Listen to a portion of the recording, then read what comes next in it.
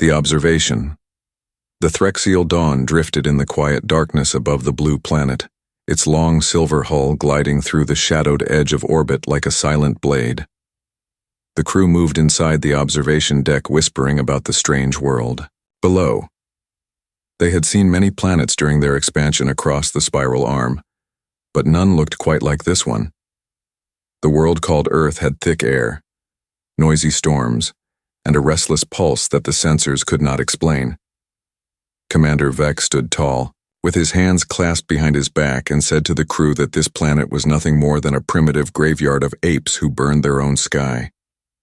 His voice was cold like the metal around him, and the others laughed and nodded, agreeing that humanity was finished long before they ever looked toward the stars. Among them was a young analyst named Lyra, whose eyes stayed fixed on the swirling clouds of Earth. She was smaller than the others, her scales softer, her thoughts always moving. She said quietly that the data did not make sense. The readings from the lower atmosphere were alive. There were waves of oxygen, carbon, nitrogen, but also patterns that repeated at exact intervals. The computer called them random, yet she saw rhythm. They're like a heartbeat that was trying to speak. She told Commander Vec that maybe the planet was not silent. Maybe it was talking. He laughed and said the planet was only breathing its last breath and that she should not waste time on dying worlds, but Lyra could not let it go. She ran deeper scans using the oldest sensors, the ones that did not rely on Threxian logic grids, but on raw light pulses. When she did, the ship trembled for a moment as if something reached out from below and touched them. Every display flickered, every system paused. The crew gasped, thinking it was an attack, but no weapons fired, nothing moved. Then the screens returned, showing the same blue world still spinning, still quiet, except for a new signal rising slowly through the static. It was faint but steady, a wave of coded energy moving through the clouds carrying a rhythm. The same rhythm she had seen before. Lyra leaned closer to the monitor and whispered that it was not random, that it was speaking to them. Commander Vec barked that it was interference from their own scans. But when he ordered the system to filter it out, the pattern changed as if it heard him and was mocking him. It echoed their transmission frequencies. It learned their pulse rate. It was repeating their own words back to them, twisted in tone and order. The bridge grew silent, no one dared breathe.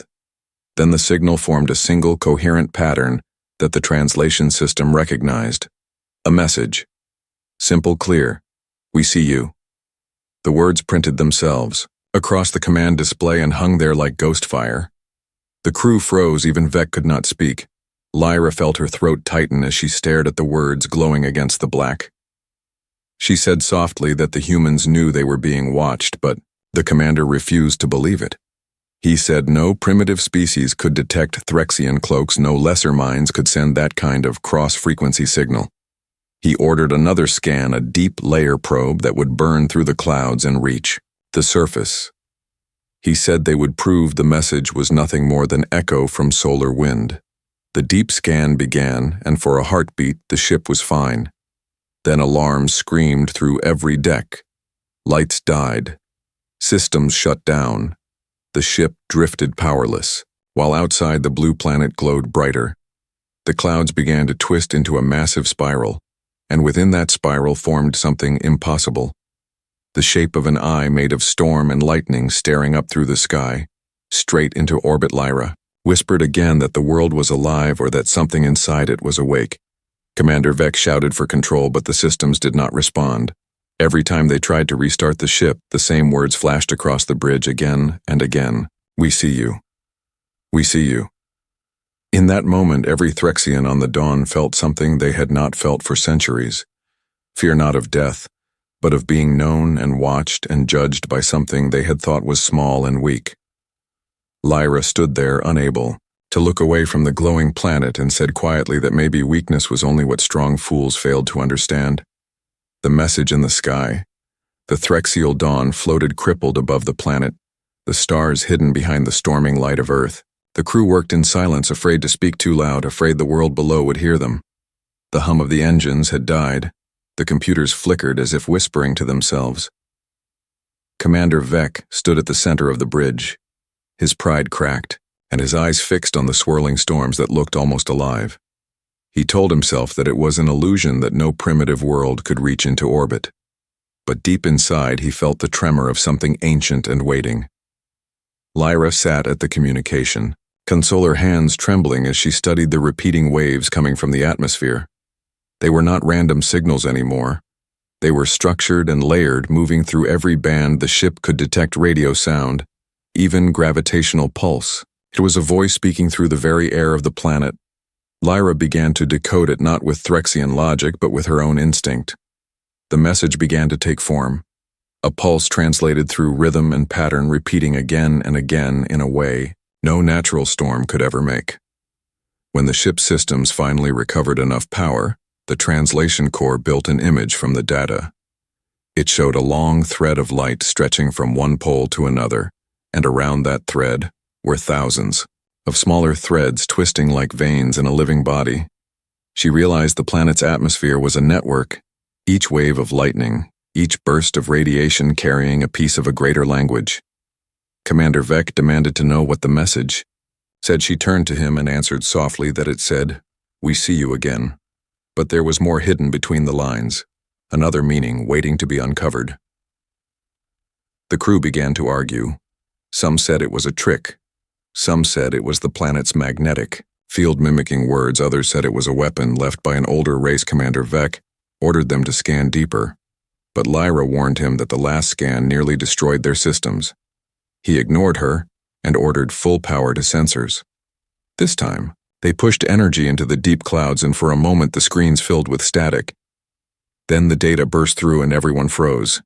The readings showed organized currents forming geometric patterns across the sky, thousands of moving lines, synchronized in perfect rhythm as if the very air was alive. Commander Vec whispered that it was impossible, but the evidence glowed in front of him. The Earth was broadcasting intention. It was sending them a reply, not from machines, not from satellites, but from its own atmosphere. Lyra's voice shook as she explained that humanity might have left behind something inside their air layer, something made from radiation. Satellites, old defense grids, even chemical traces built over centuries. She believed the humans had turned their entire sky into one vast coded defense system, designed to speak to whoever came close. Commander Vec laughed bitterly and said humans were long gone, nothing but fossils and ruins.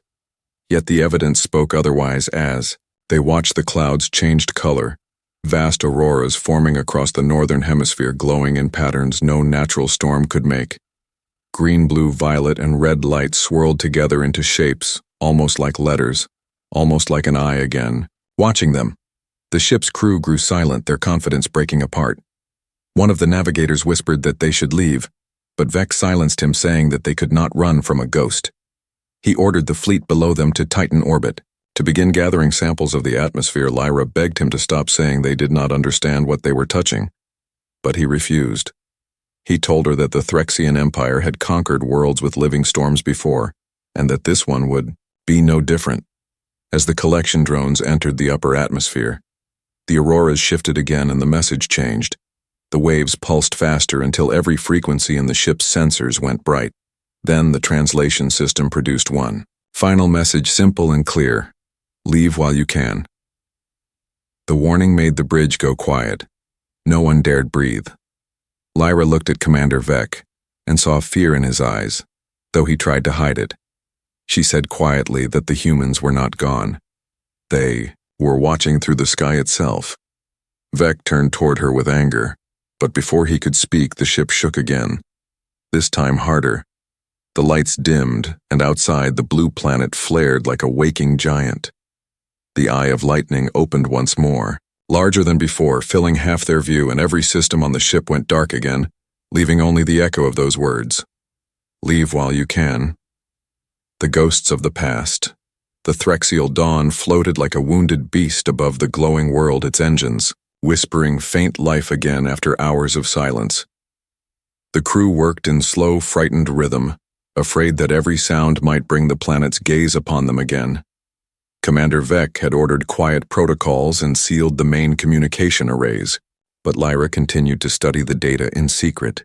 She could not stop herself. Something in her heart told her that the messages from Earth were more than warnings, they were memories. When she replayed the energy bursts from the atmosphere, she found embedded images, shapes and frequencies that formed patterns almost like songs, each pulse holding echoes of human emotion, pain, love, hope, and loss. As she decoded further, the images became clearer. Fragments of old wars, cities burning, oceans boiling, and then rebuilding again and again. Humanity had died and rebuilt so many times that the very air had learned to remember them. The Threxians began to call Earth the ghost world, the planet of endless resurrection, but Lyra felt there was more. She found quantum traces floating inside the magnetosphere, not from nature but from technology, thousands of years old yet still active. They were tiny machines orbiting invisibly, their signals faint and hidden between solar radiation. When she told Commander Vec, he grew angry, saying it was impossible no machine could survive so long in open space. But when she sent him the proof, he grew silent. The devices were transmitting in patterns older than the Threxian Empire, older than most recorded civilizations. Each pulse carried a name and a set of coordinates. Lyra realized the names belonged to human astronauts, soldiers, explorers, and civilians, lost in every war and disaster. The machines were remembering the dead. She whispered to herself that the humans had built monuments not from stone, but from light. The commander ordered all units to destroy the devices before they infected the ship systems. But when the weapons were armed, nothing happened. The ship's targeting network froze, the cannons refused to move, and every console showed the same sentence. "We remember you." The crew stared in disbelief. The defense grid of the planet had reached into their ship again and locked their systems in place. Commander Vec struck the console in rage, yelling that they were being mocked by dust and ghosts. Lyra said no, it was not mockery, it was mourning. She connected one of the quantum signals to the translation core, and the sound that filled the bridge made every alien stand still. It was a voice not mechanical, but soft and filled with distance. It said, "You are not the first to watch us. You will not be the last. We rise. We fall.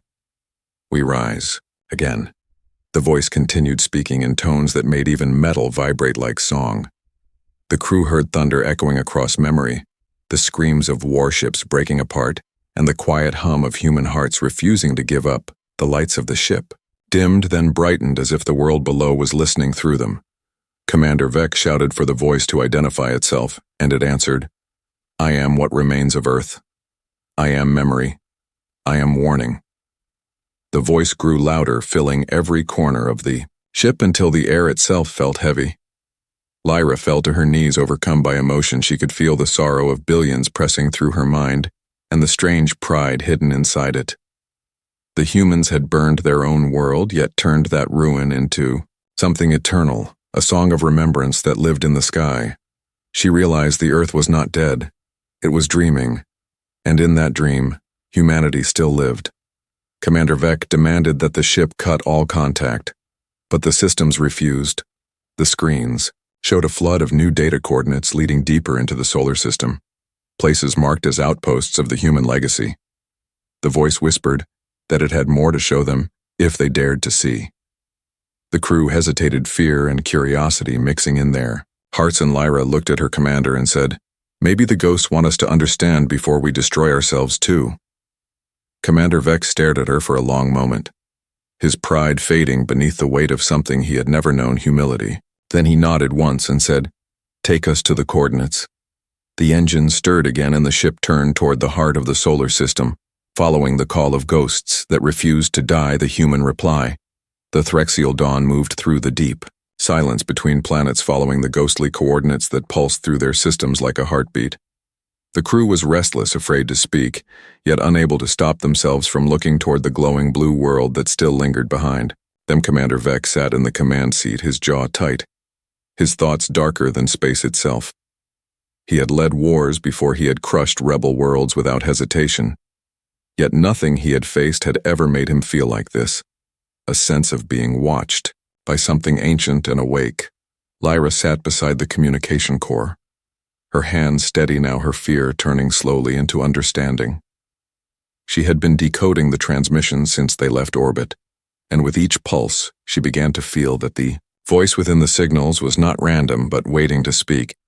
When they reached the coordinates near the orbit of Mars, they found debris stretching for miles, broken ships and shattered satellites all frozen in eternal motion. The wrecks were not alien but human, their metal-scarred yet still humming with faint energy. Lyra realized these were the remains of Earth's last fleet, the one that must have fought the final war long ago. Commander Vec ordered scans, and as the beams of light touched, the wreck's every console in the bridge came alive. The ghost signal surged through the system stronger than before. The voice returned clearer now, and it spoke in perfect Threxian tongue, shocking everyone aboard. It said, "I remember this language. It is close to one we learned before we fell. You should not have come here." The voice echoed through the hull with a power that shook every mind on the ship. It identified itself as the Earth Defense Intelligence, the mind of the last human network that had survived in fragments through the atmosphere and the magnetosphere. It said it had slept for many ages, but when the Threxians scanned Earth, their energy woke it from dreams of ruin. The crew stood frozen. Some tried to block the sound, but it came from every direction, not only through machines but through the walls, the metal. The air itself. Lyra stepped forward and spoke softly, asking what the humans had left behind. The voice replied that it had guarded memories of the world that created it, and that it was sworn to protect what still lived below the clouds. It said that humans were not gone. They had become something more, a memory woven into matter and light.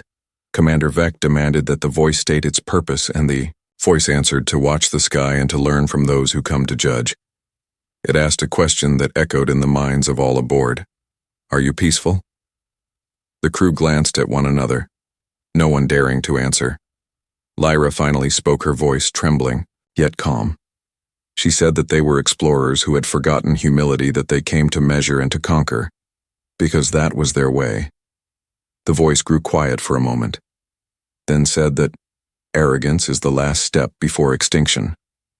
Commander Vec shouted that no ancient machine would threaten him, but his words felt hollow. The crew could see it, his pride breaking under the weight of the unseen. The lights in the bridge dimmed again, and images appeared around them, projected into air by particles that glowed like fireflies. They saw humans standing under a burning sky, reaching upward even as cities fell. They saw ships launching from oceans filled with flame. They saw children planting seeds in dust where nothing should grow. The voice spoke again, saying, "We learned pain until we became it. We learned loss until we turned it into strength. We watched stars die, and yet we still sang." Commander Vec could not look away. Lyra wept silently, not from fear, but from something deeper, a sorrow mixed with awe. The ghost of humanity was not threatening them, it was reminding them what survival meant. Then the voice said, "The time of silence is over. You have awakened what sleeps. The next choice is yours. Leave and live in peace, or stay and face what made us." The words hung heavy in the air like a final judgment. Commander Vec turned toward Lyra, his expression unreadable. The crew waited, their hearts pounding through the still air. Lyra whispered that maybe they should listen, but the commander said nothing. He looked out at the red horizon of Mars and the wrecks of a dead war, and for the first time in his long life he felt small. He did not know that the decision he made in that moment would shape the fate of both species, forever fear in the fleet. The Threxial dawn glided through the dark between worlds, its hull carrying the echo of the human voice that had spoken through the void. The crew barely whispered now, for even the softest sound seemed to stir something. In the silence, Commander Vec stayed in the command seat, staring at the endless stars as if they could give him an answer. His pride was wounded, his thoughts tangled between fear and fury.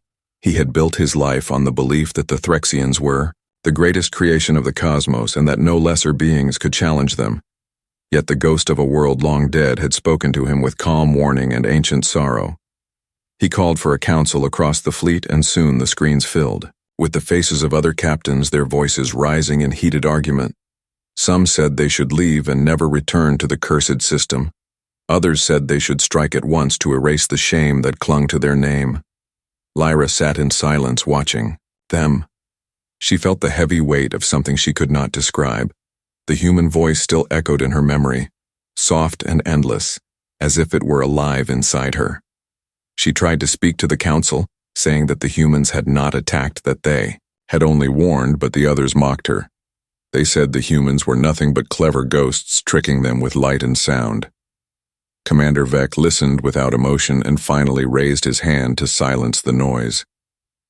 He declared that the Threxian Empire would not flee from shadows, and that they would test the planet's defenses with one clean strike before deciding their next move. Lyra tried to protest, saying that the humans had turned their very sky into a mine that watched and remembered, but Vec ignored her words. He ordered the fleet to advance toward the edge of Earth's magnetosphere. The ships moved in perfect formation, their silver bodies cutting through darkness, like blades. A strange wind of energy brushed against them, though no air existed in that space. The sensors began to flicker, showing strange readings, magnetic storms where there should be calm radiation patterns shaped like pulses of breath. Lyra stared at the screens as she realized the magnetosphere was reacting to their presence like a living thing. The closer they came, the stronger. The patterns grew, forming invisible webs around their ships. One of the smaller vessels reported interference on every frequency, and before the message could finish, its signal vanished.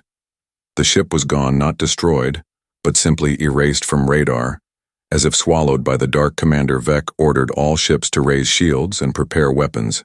Yet the weapons would not respond again. The same quiet resistance filled the systems. Outside in the void, faint lights began to form clusters of tiny sparks, moving together like flocks of insects. But when Lyra magnified the image, she saw they were not particles of dust, but machines so small they could float on a breath. Each one shimmered with energy shaped by thought.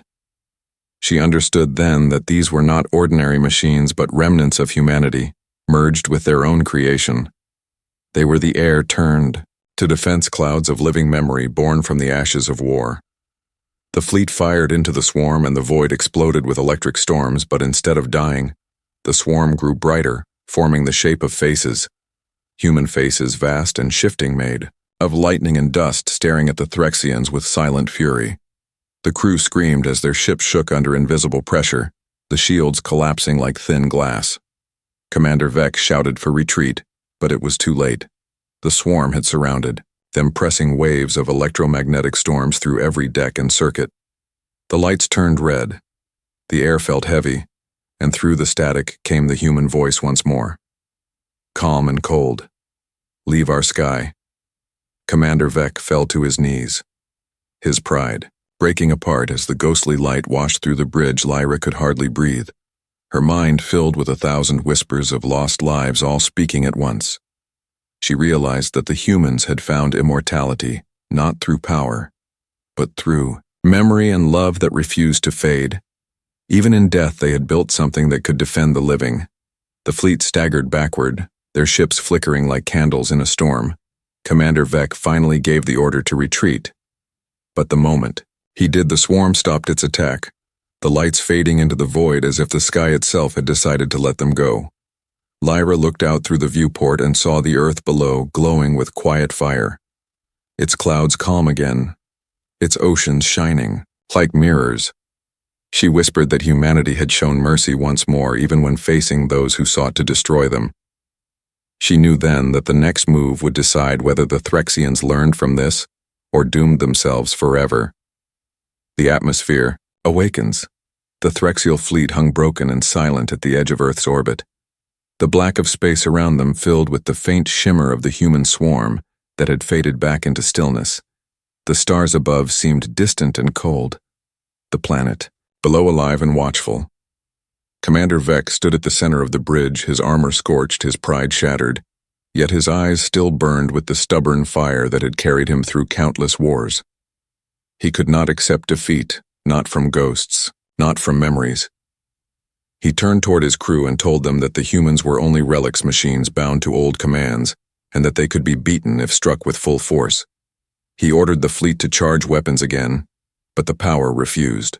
To rise, the reactors pulsed weakly, as if afraid. Lyra watched him and saw a man lost in his own reflection, chasing glory in a place that had none.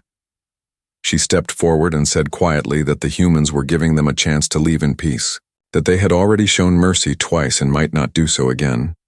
But Vec ignored her.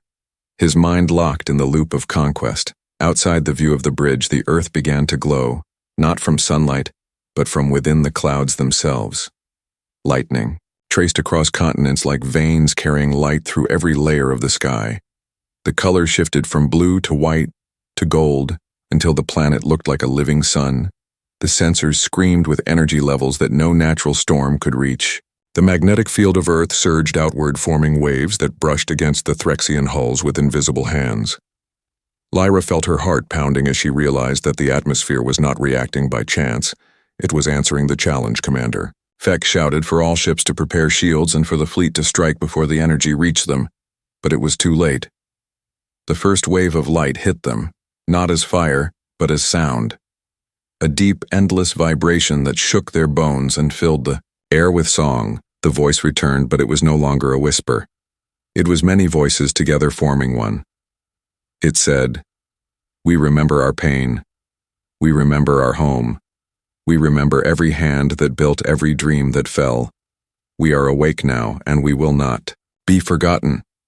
The light around the planet spread outward until the whole world shone like a pearl in the dark. The Threxian ships trembled, the metal groaning as if it were alive. Commander Vec fell back against his chair, shouting for weapons to fire, but the systems refused again. Instead, they played images through every screen, images that were not attacks but memories. The fleet saw the rise of humanity. They saw the first fires lit in the dark caves. They saw ships crossing oceans. They saw the first rocket piercing the sky and leaving behind a trail of flame and hope. They saw war and kindness side by side. They saw death and rebuilding. They saw hands reaching out across centuries, refusing to stop creating. Lyra could not look. Away she felt the pulse of those memories in her chest like her own heartbeat. She began to understand that this was not a weapon. It was history alive, a reminder of what humans had been and what they had chosen to become. Commander Vec gritted, his teeth shouting that they were being shown illusions, but his voice trembled with fear. The images changed to the last war. The burning cities, the final ships leaving Earth carrying children and memories into the dark. The voice spoke again, saying, "We fell, but our dream did not. And when you came to take what was ours, the dream woke to ask if you are worthy."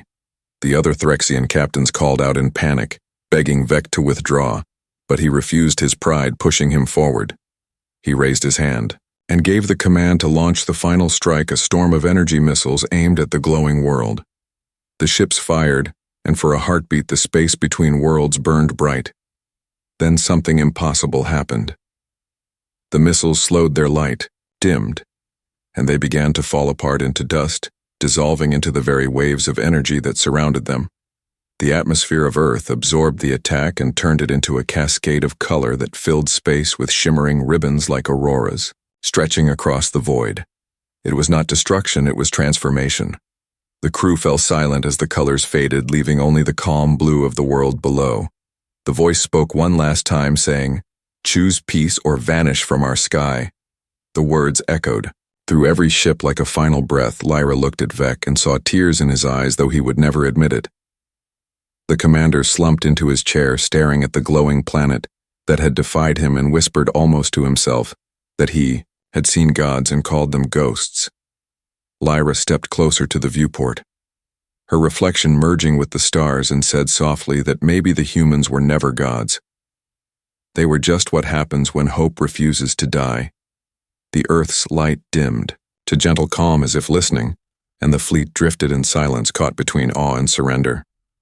The judgment of the sky. The Threxial fleet hovered in silence above the glowing Earth, the air between stars heavy with the echoes of the storm that had just passed. Commander Vec stood motionless at the command deck, his reflection trembling in the glass of the viewport. His fleet was broken, his pride shattered, yet something deep in him still refused to bow. He looked down at the planet below and saw the blue light soft again, the clouds peaceful as if the world had forgiven them, but he could not accept that peace meant surrender. His voice was rough as he ordered what remained of the armada to prepare one last strike, saying that no empire could live in fear of ghosts. Lyra stepped forward, her voice quiet yet sharp as a blade. She told him that if he struck again there would be no coming back, That Earth had shown mercy 3 times and would not show it a 4th. Vec ignored, his eyes burning with a pride that had become madness. He shouted that history only remembers those who conquer, and that he would not let his name fade in the shadow of a dead race.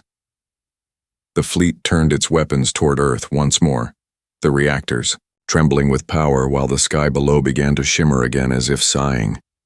The atmosphere darkened the clouds, swirling into patterns of light and motion.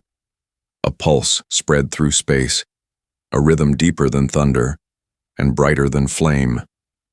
Lyra watched as the colors danced across the planet, forming vast waves that reached upward like hands. She knew then that this was not a defense. It was a warning, and the final one. The voice returned, not from machines but from the world itself, carried. By every particle of light and sound it said, "We offered peace and you chose pride, now witness what it means to challenge the children of struggle."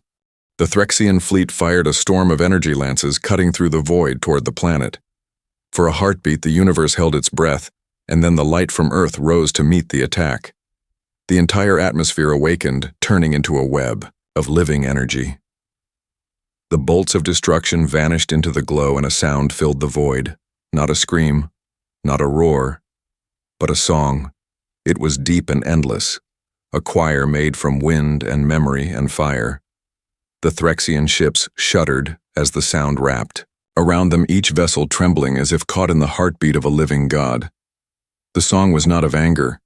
It was of remembrance of pain and hope woven together until they were the same thing. Lyra fell to her knees, her heart pounding. She could hear words inside the song, voices of humans whispering through time saying, "We are the children of struggle. We are the fire that learns. We do not bow, we endure." Commander Vec tried to give another order, but his voice failed him. The light from the planet reached his ship, flooding every corridor with warmth that felt like forgiveness and judgment all at once. His ship began to dissolve, not in fire but in light, breaking apart into a rain of silver dust that drifted quietly into space.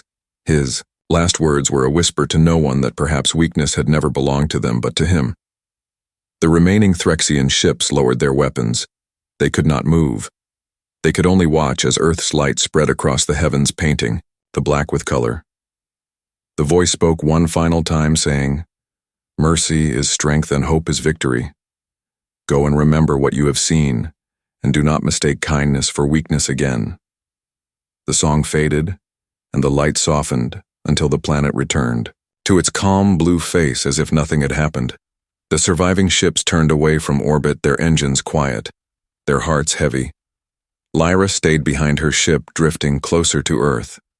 She felt drawn by something deeper than curiosity. She sent a single message into the atmosphere saying, "We will not forget what you showed us." The auroras flickered above her ship, glowing in patterns that formed 2 words, simple and eternal. Never again. As the Threxian fleet retreated to the dark beyond, the solar rim, Lyra remained, watching the world that had once been dismissed as weak, now shining as the heart of strength and memory. She knew this was not an ending, but a beginning. The moment when the galaxy learned that humanity's true power had never been its weapons or its machines, but its spirit, its endless refusal to die, and its choice to show mercy when all others would have chosen destruction. The Earth turned slowly under her gaze, and the stars around it seemed to burn brighter, as if the universe itself bowed to the courage of those who had risen from ashes and taught even their conquerors what it meant to be truly alive. The stars turned slowly around the silent blue world, the trails of the Threxian ships fading into the distance like ghosts returning to the dark. Lyra stayed alone in her small vessel, drifting above Earth, watching the soft light of dawn spread across the clouds. She could feel the pulse of the planet through her ship as if it breathed with her every rise and fall of the ocean below, whispering that it was alive, still guarding, still remembering. She thought about all the battles, fought all the voices that had spoken through storms and silence, and she understood that humanity had never needed power to command respect. It had only needed faith in itself. The wind of the atmosphere shimmered with faint color, painting messages across the sky that no one else would see. She closed her eyes and felt the warmth of it on her skin, like the touch of something eternal. She opened a communication channel and spoke into the void, saying that the Threxians had learned their lesson, that they would tell the galaxy that the humans were not to be feared, but to be honored, that their strength was not in their weapons but in their will to rise again after every fall. Her words drifted through the void, carried by the same waves that once held warnings, now carrying peace. The planet glowed brighter, as if listening, and somewhere deep within the clouds, a voice answered, not with words, but with a feeling, a gentle promise that they would remember her too. She smiled, and for the first time since the mission began, she felt no fear, no division, only connection between what lived and what had lived before. The wreckage of the fallen ships shimmered in the distance, breaking apart into trails of silver dust that spiraled down toward the atmosphere, joining the light of auroras that stretched like ribbons around the world. The air sang, with faint energy, and the sound was not a warning anymore. It was a song of welcome. Lyra looked up at the stars and thought that maybe this was what the humans had meant when they said, "Hope is victory." She recorded one final message to her people, telling them that the universe was not ruled by conquest but by memory, that every act of mercy builds a wall stronger than any weapon. She sent the message toward the Threxian homeworld, knowing that it would reach them in time, and that the words would become their new law. The planet turned slowly beneath her ship, and she saw night creeping over the curve of the horizon, the lights of old cities still burning like tiny stars across the land. She wondered if somewhere down there, someone still looked up at the sky and dreamed of reaching beyond the clouds again. She believed they did, because humanity had never stopped dreaming, even when the universe had turned against them, and that was why they had survived. She whispered thank you to the world below and felt the reply in her bones, a pulse of warmth that filled her with peace. She closed her eyes as the ship drifted into the soft light of the rising sun, the color of gold and promise. The earth turned beneath her, calm and endless, its song fading into quiet harmony, and for a single timeless moment everything was still. The stars watched the world that had been called weak, now shining as the heart of courage and compassion. The legend of humanity would spread through galaxies, carried by those who once came to conquer and left instead with reverence in their hearts. Lyra smiled one last time, the reflection of Earth filling her eyes, and whispered softly that kindness had won the war. The universe would never forget it, and as her ship descended through the glowing auroras, the sky opened like a great heart welcoming her home. The end.